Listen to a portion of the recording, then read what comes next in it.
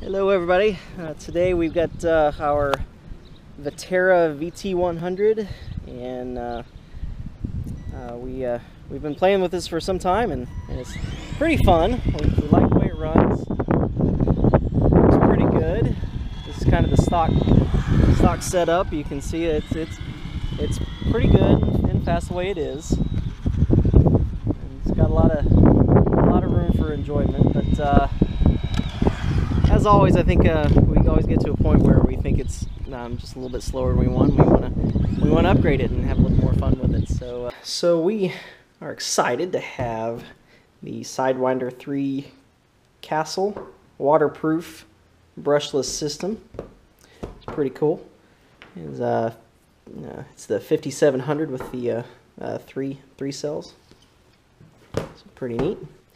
All right, so one of the things that it does require is we do have to solder a connector to the ESC, and for that we were actually going to use the Traxxas 3-cell 4000 milliamp.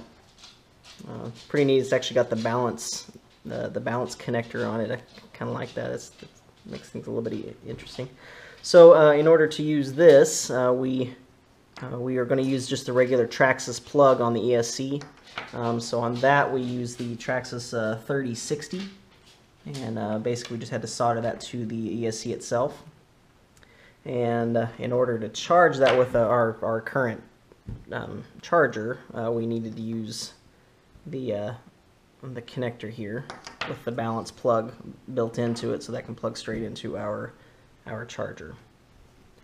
Alright, so let's go ahead and open that up.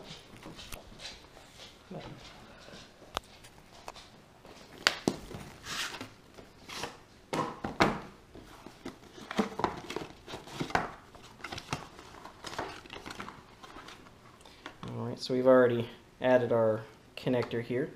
So that'll basically just connect in. And then here's our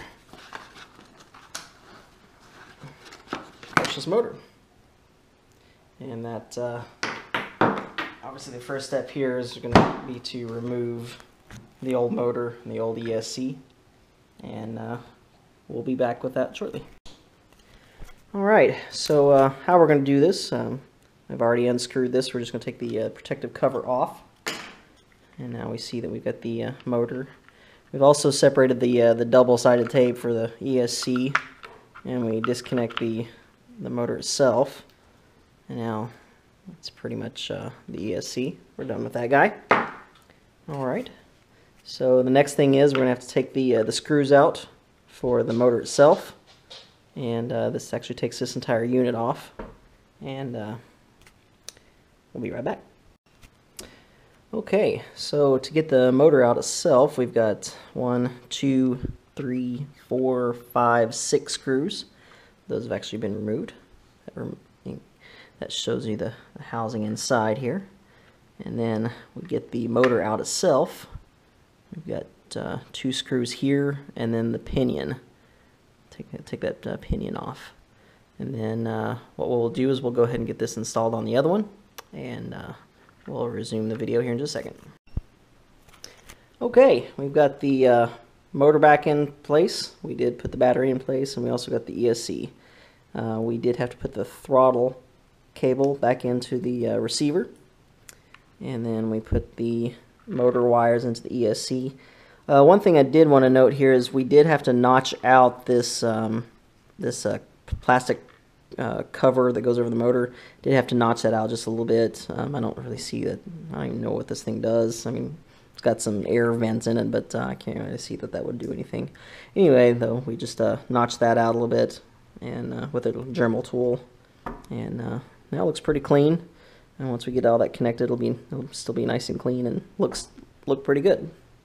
All right, so the next thing is we're gonna have to program the ESC with the remote, and then we'll be ready for its first test run.